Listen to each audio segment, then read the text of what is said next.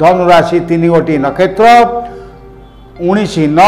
मूला धनु 20 पूर्वाषाढ़ा धनु 21 उत्तराषाढ़ा धनु यही 3 नक्षत्र धनुराशि जात व्यक्ति ए मासरे पारिवारिक अस्वास्थ्यकर परिस्थिति चिंताग्रस्त रहे आपणकर अप्रत्याशित भाव में धन लाभ जोग रही कर्म क्षेत्र में आप संयमता रक्षा करूँ नले अनेक विपदर संभावना व्यवसायी माने नूतन व्यवसाय आशा मौलीजीव धर्म मनोभाव आपणकर निजर परिजन मानक किछिटा अपनार करि पारंती आपणकर चालू रही व्यवसाय रे अल्प किछि लाभ हो परिवार सुख प्रीति वृद्धि हो आर्थिक लाभ सह भूसंपत्ति लाभ जोग रही